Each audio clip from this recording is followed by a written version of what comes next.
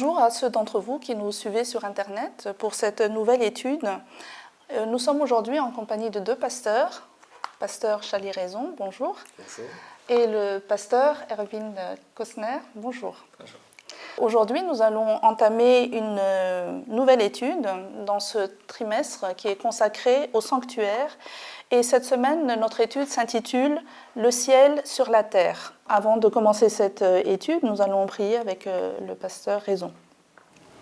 Oui Seigneur, nous voulons te remercier pour cette opportunité d'ouvrir ta parole et de pouvoir parcourir cette parole, nous laisser aussi toucher par cette parole.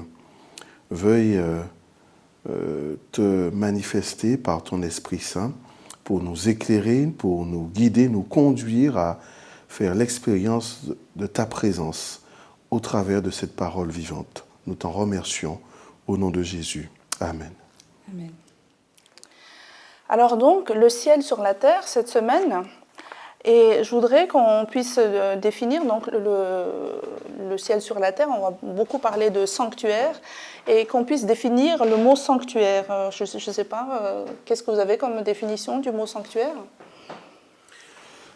Ce mot, c'est une manière adaptée pour exprimer une demeure, la maison de Dieu, le lieu de la rencontre. C'est principalement cette idée qu'il faut retenir. Donc, rencontre entre Dieu et nous, en tant que ses créatures.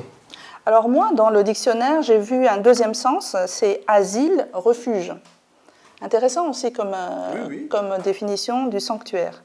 Alors nous allons lire un premier texte avec le pasteur Erwin, dans Genèse chapitre 1, les versets 31 jusqu'au chapitre 2, versets 2 à 3. Dieu vit tout ce qu'il avait fait et voici, c'était très bon.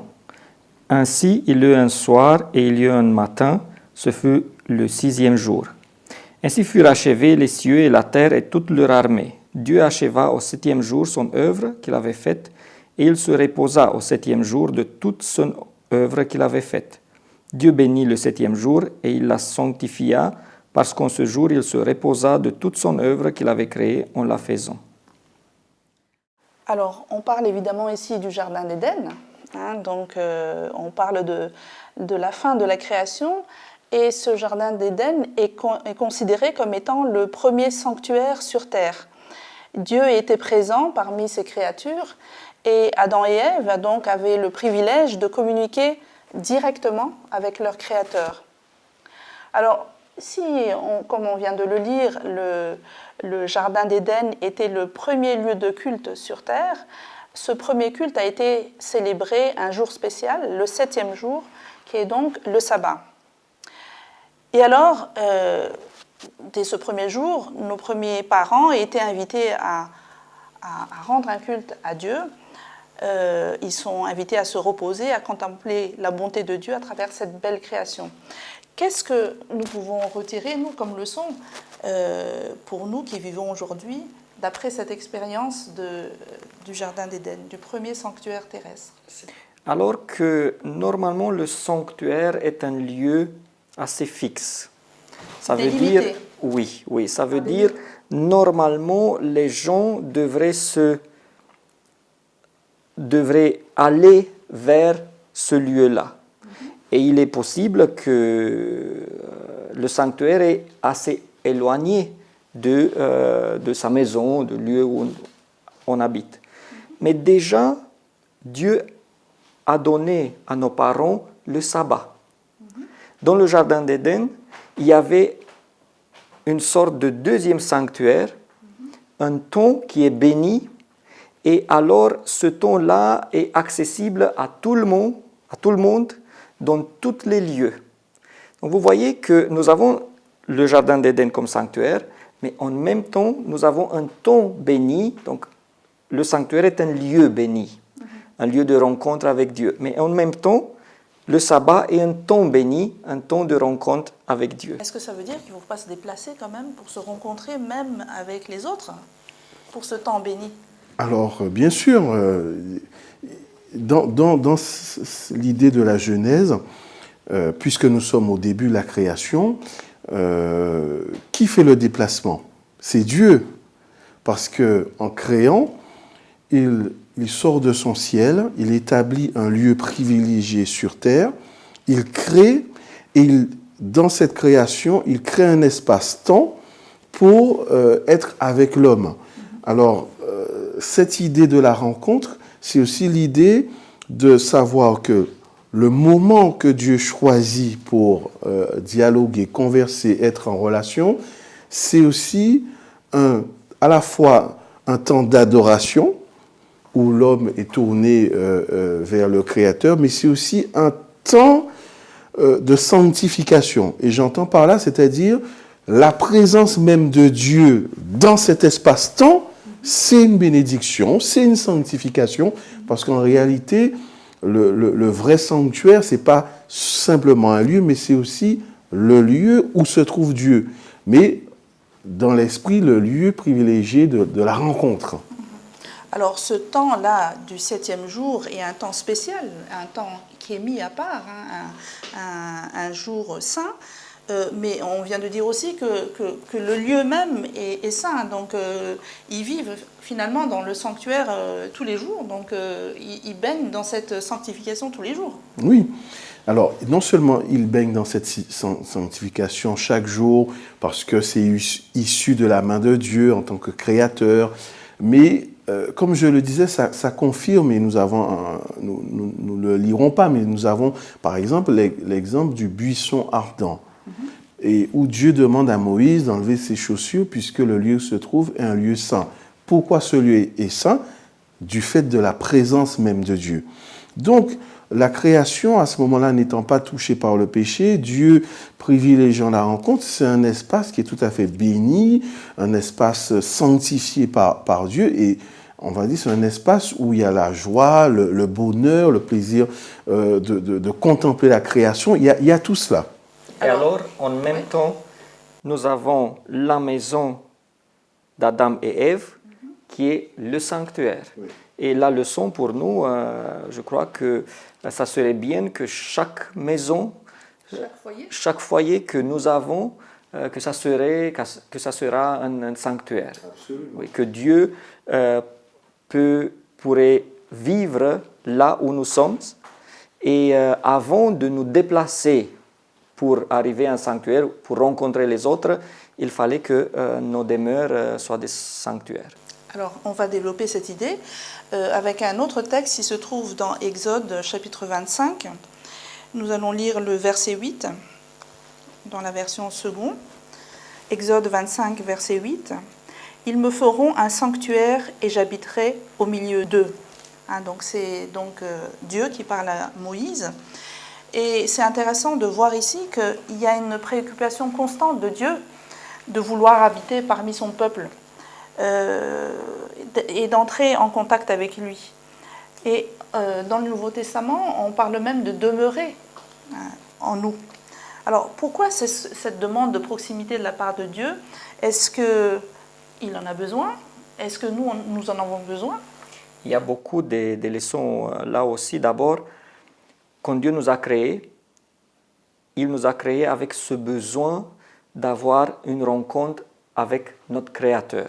Ça veut dire, au moment où l'homme est en relation avec Dieu, il a tout ce qu'il a besoin. Au moment où ça manque, il y a un manque chez lui qu'il va essayer à combler autrement. En même temps,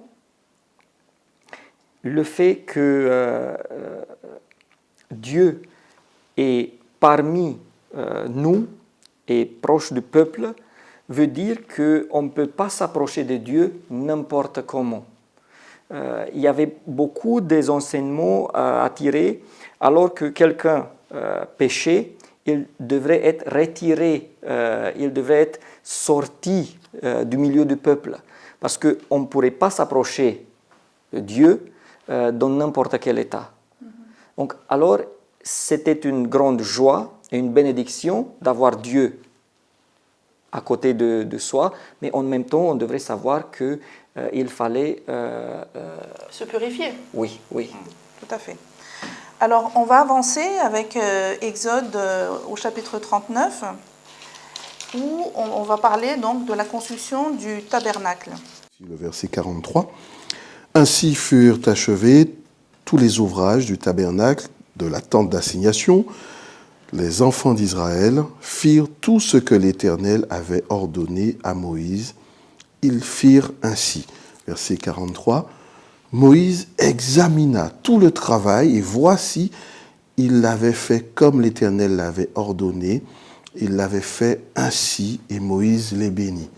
Alors, on pourrait se poser la question, mais pourquoi cette insistance sur le fait que la construction de ce tabernacle doit être conforme aux instructions? Alors, ça reprend l'idée de mon collègue, à savoir que Dieu, en tant que créateur, est saint aussi. Et puisqu'il est saint, on ne peut pas l'approcher de n'importe quelle manière. Mais dans sa sainteté, il y a aussi l'expression de son amour. Donc, il ne peut pas rester non plus loin de la créature. De la même manière que nous trouvons naturellement en tout être humain l'idée d'une transcendance, l'idée de la recherche du divin, l'idée de l'adoration, eh bien, naturellement, on retrouve dans différents textes bibliques Dieu qui part à la recherche de l'homme, Dieu qui veut rencontrer l'homme, Dieu qui a besoin de cette demeure. Très important pour Dieu, mais en même temps, il y a une certaine distance du fait que ce soit un Dieu saint. Alors, en tout cas, il veut habiter dans un endroit où tout est parfait, où les choses les meilleures, des métaux précieux, faits par des ouvriers très très qualifiés, tout devait être parfait. Donc, est-ce que déjà le fait de construire ce tabernacle n'est pas un acte de foi et d'obéissance?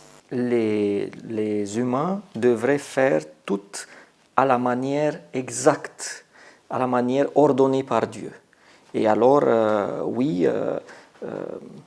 on ne peut pas aller vers Dieu et faire ce qu'on pense là où on a des indications exactes. D'accord, très bien. Alors, il y a une autre idée, c'est Jésus comme étant le temple. Donc, on va aller dans un autre texte, il se trouve dans le Nouveau Testament cette fois-ci, dans le chapitre 2 de l'évangile de Jean, au verset 19 à 21. Jésus leur répondit, « Détruisez ce temple et en 3 jours, je le relèverai. » Les Juifs dirent, « Il a fallu 46 ans pour bâtir ce temple et toi, en 3 jours, tu le relèveras. » Mais il parlait du temple de son corps. Étonnant comme passage quand même, hein. Donc cette idée de Jésus, le temple, c'était pas évident hein, quand on regardait le temple de Jérusalem de faire l'association. Mais comment intégrer dans notre vie spirituelle cette notion justement qui peut paraître abstraite ou lointaine, comment intégrer Jésus comme sanctuaire ou comme temple? Alors, c'est vrai que cela pourrait paraître comme une notion abstraite, mais en réalité, il y a plusieurs niveaux. Alors, c'est sûr, quand on regarde, on imagine ce temple de Jérusalem avec toute sa splendeur, on pourrait être impressionné. Mais lorsqu'il dit qu'il est le temple, c'est-à-dire le lieu où Dieu habite, c'est-à-dire qu'il est rempli de Dieu, qu'il est Dieu. Mais il y a l'autre idée, c'est-à-dire le lieu aussi de la rencontre avec l'homme. Le lieu où Dieu et la créature sont réunis, parce que c'est aussi l'incarnation. En prenant la condition de l'homme, c'est aussi cette incarnation, le lieu où Dieu rencontre l'humanité, le lieu où il y a la jonction, la réconciliation. Donc, c'est aussi une question de relation. Lorsqu'on parle du sanctuaire, il y a de la relation, il y a aussi l'amour de Dieu qui s'exprime au travers de cette relation. En même temps, le sanctuaire est le lieu de l'adoration et de la communion. Et en Jésus, on a les deux. On lui donne, on l'adore, et en même temps, on a la possibilité d'avoir une communion avec lui. Et c'est le sens le plus pur, à mon avis, de la religion. La communion qui se fait comment? Le fait qu'il soit venu sur terre? Non, la communion qui se fait en priant et, Dans la prière. et aussi dans les expériences qu'on a avec lui. Très bien. On va aller dans le troisième chapitre de 1 Corinthiens, versets 16 à 17, où on va voir une autre notion qui est l'Église, comme étant donc le temple de Dieu, puisque c'était la première idée qu'on avait. Ne savez-vous pas que vous êtes le temple de Dieu et que l'Esprit de Dieu habite en vous ? Si quelqu'un détruit le temple de Dieu, Dieu le détruira, car le temple de Dieu est saint et c'est ce que vous êtes. Alors ici, Paul s'adresse donc à l'Église, à la communauté de croyants qui forment donc l'Église. Et on a dit que l'Église était le sanctuaire. Donc ce ne sont pas simplement les bâtiments, ce sont les croyants. Et ils vont dans un lieu où les activités sont faites en rapport avec Dieu, donc l'adoration, la louange, l'enseignement de la parole. Et dans quelle mesure est-ce que cela, ce souhait en tout cas de Dieu de rencontrer encore dans un lieu, correspond à ce que nous vivons nous dans nos églises? On va dire que lorsque les croyants se rassemblent, ils forment ensemble une assemblée, l'ecclésia, l'église. C'est une vérité. Mais pour que l'église soit aussi sanctuaire, c'est-à-dire lieu d'habitation de Dieu, ça nécessite que chaque croyant tisse cette relation, cette communion avec Dieu. Avant même d'aller dans le lieu de la rencontre. D'accord. Maintenant, le temps de la rencontre, pour chaque croyant, c'est à la fois la communion les uns avec les autres, mais surtout la communion avec Dieu. Pourquoi ? Parce qu'on se retrouve ensemble pour adorer, prier, louer, exalter un même Dieu pour le salut que l'on a en Jésus. Donc tout cela, c'est un facteur d'unité, mais l'unité autour d'une personne, le Christ. Pourquoi ? Pour son salut. Et ce même Christ, on peut être en communion avec lui. Ce n'est pas simplement parce qu'il a fait quelque chose pour nous en tant qu'hommes, le salut, mais c'est aussi parce qu'il est Dieu. Et c'est ça la force de l'Église, la possibilité de se retrouver ensemble pour honorer ce que Dieu a pu réaliser pour nous. Un moment où quelqu'un qui n'appartient pas à l'Église vient et rencontre une Église qui loue, il devrait se rendre compte qu'il est dans un sanctuaire. Ça ne dépend pas du lieu où l'Église est réunie, mais de la manière de l'adoration. Donc, au moment, c'est l'atmosphère, c'est l'attitude. Exact. Au moment où on adore Dieu, là est le sanctuaire. C'est le psalmiste David qui disait que Dieu habite au milieu de la louange. Et lorsque nous louons Dieu, lorsque nous l'exaltons, lorsque nous le prions, Dieu est présent.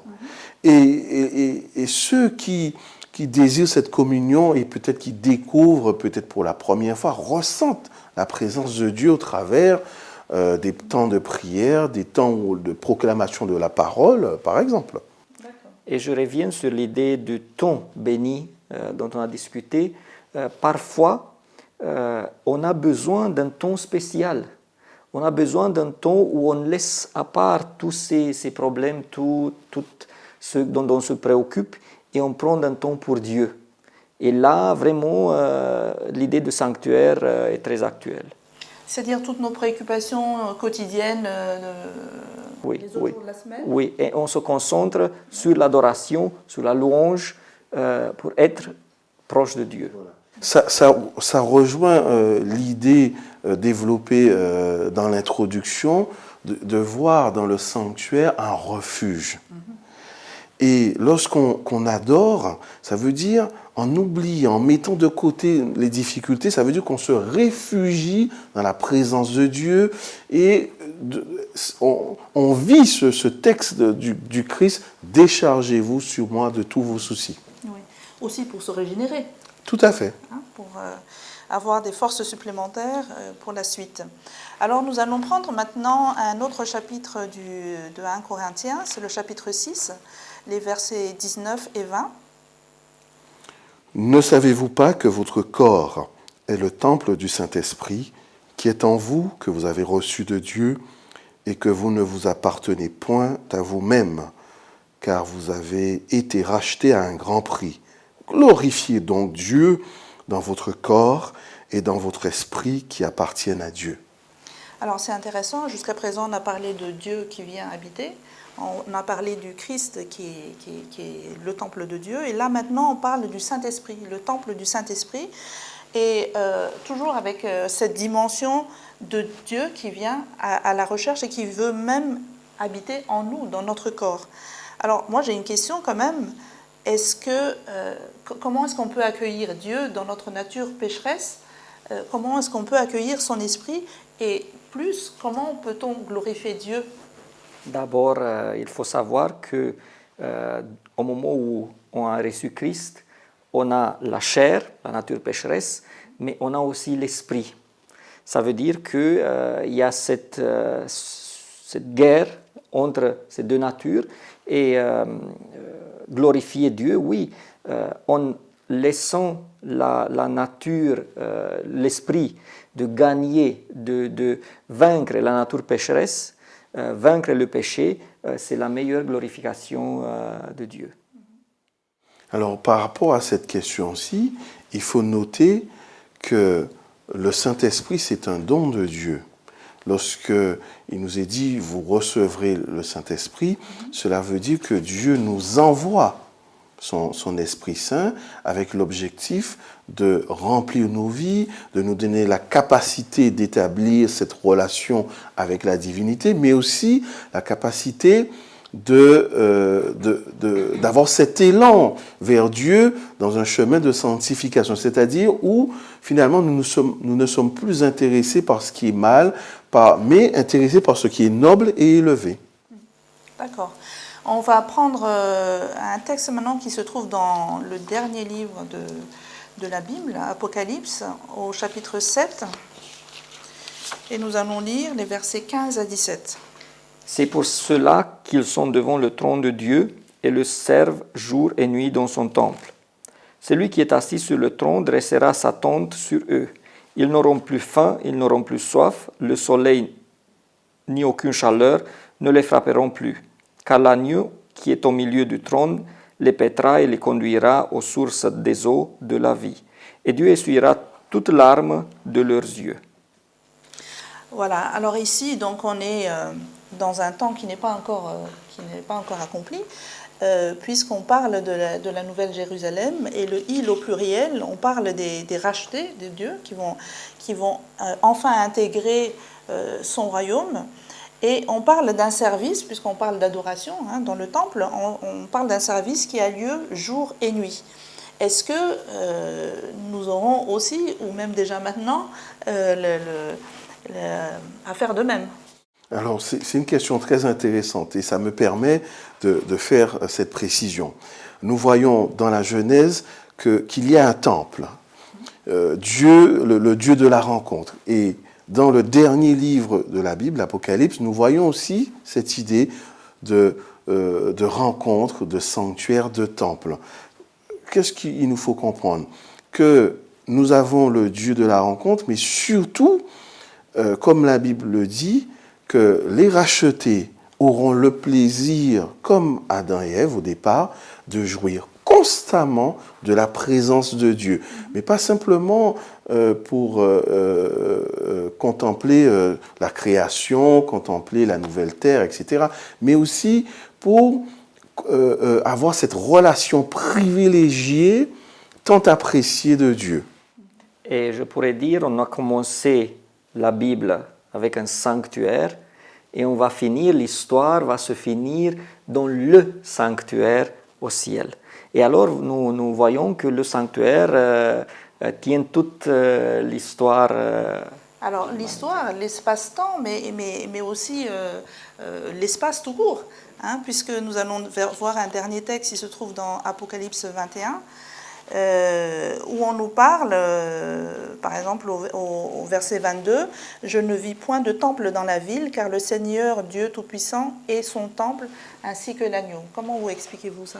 Eh bien, Jésus le disait, détruisez ce temple. C'était déjà cette bonne nouvelle de l'Apocalypse avant même que l'Apocalypse n'arrive. C'est-à-dire, en disant cela, le Christ nous plongeait déjà dans ce qui a toujours été, mais aussi dans l'éternité. qu'il est le temple. Il n'y aura pas un lieu fait de main d'homme, un bâtiment, mais la présence de Dieu remplissant l'espace, le temps, ce sera le temple avec cette relation tellement attendue, mais aussi avec des choses que l'œil n'a point vues, que l'oreille n'a point entendues, mais vraiment, nous verrons à ce moment-là toute la portée d'un Dieu qui aime et qui veut être en relation avec la créature. Voilà, donc nous avons vu ensemble plusieurs lieux ou personnes pouvant représenter le sanctuaire ou incarner le sanctuaire. On a vu d'abord le Jardin d'Éden, on a vu l'Église, on a vu le Christ, l'Esprit de Dieu, nous-mêmes, la Nouvelle Jérusalem et finalement l'univers entier. Donc cette présence de Dieu est vraiment très très importante pour nous déjà maintenant et elle va se poursuivre donc dans la vie éternelle. C'est ce qu'on espère pour chacun d'entre nous. Merci de votre participation. À bientôt.